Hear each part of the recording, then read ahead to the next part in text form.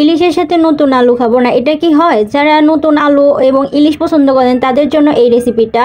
Hello, আসসালামু আলাইকুম guys, আশা করি সকলেই ভালো আছেন। আলহামদুলিল্লাহ আমি অনেক ভালো আছি। আজকে আপনাদের সাথে শেয়ার করব হচ্ছে নতুন আলুর সাথে ইলিশ। যারা আলুটা পছন্দ করেন তাদের জন্য এই রেসিপিটা অনেক দুর্দান্ত হবে এবং অনেক তৃপ্তি মতো আপনারা খেতে পারবেন। So let's go. আমি এখানে হচ্ছে আপনারা দেখতে পাচ্ছেন, এখানে আমি সব হচ্ছে একে একে মশলাগুলো দিয়ে দিলাম, দিয়ে একটু কষিয়ে নেব। কষিয়ে নেওয়ার পর হচ্ছে মাছটা দিয়ে দেবো। মাছ দেওয়ার আগে আমি যে কাঁচামরিচটা স্কিপ করেছিলাম সেই কাঁচামরিচটা আমি এখন দিয়ে দেবো। কাঁচামরিচটা পরে দেওয়ার কারণ হচ্ছে আপনার গ্রান এবং কালার দুটোই ভালো থাকে, এজন্য হচ্ছে আমি কাঁচামরিচটা পরে দিই।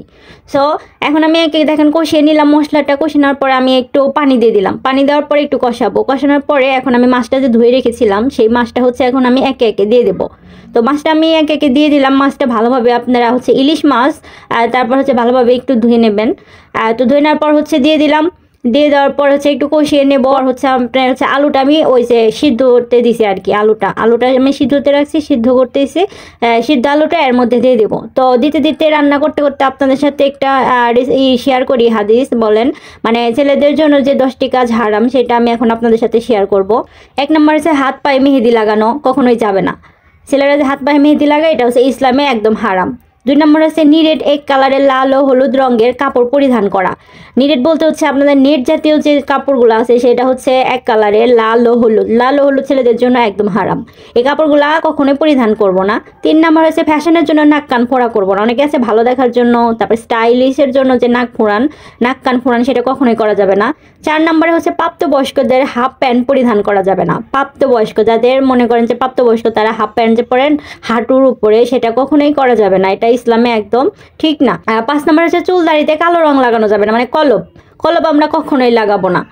সো আমাদের দেখা যায় কলপ লাগানোটা আমাদের ইসলামে কখনোই এটা অ্যালাউ করে না।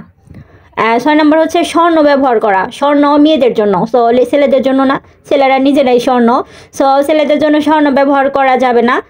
7 নম্বরে হচ্ছে টাকনুর নিচে প্যান্ট জুব্বা পরিধান করা যাবে না। টাকনুর নিচে মানে আমাদের পায়ের গোড়ালির উপর যে টাকনুটা আছে সেটা হচ্ছে নিচে আমরা কখনোই যাব না। এখন বর্তমান যুগে দেখা যাচ্ছে যে মেয়েরাই একটু নিচে উঁচা করে পড়ে, ছেলেরা নিচা করে পড়ে। অনেক সবার ক্ষেত্রে না, অনেকের ক্ষেত্রে আর কি দেখা যায়। সো এটা আমরা কখনোই করবো না এই কাজটা। 8 নম্বর হচ্ছে সিল্কের কাপড় পরিধান করব না। 9 নম্বর হচ্ছে নারীদের মতো চুলকে লম্বা রাখা যাবে না, মানে মেয়েদের মতো যে চুল অনেকে লম্বা রাখে এটা আমাদের ইসলামে হারাম, এটা আমরা কখনোই করব না। 10 নম্বরে হচ্ছে নারীদের মতো পোশাক পরিধান করাও যাবে না। নারীরা যেভাবে পোশাক পরিধান করেন এভাবে আমরা কখনোই পোশাক পরিধান করব না। তারপর হচ্ছে এক এক আমার রান্নাটা দেখেন প্রায় শেষের মধ্যে চলে এসেছে, কথাও বললাম, তারপর হচ্ছে আপনাদেরকে রান্নাটাও দেখেন শেষ হয়ে গেল।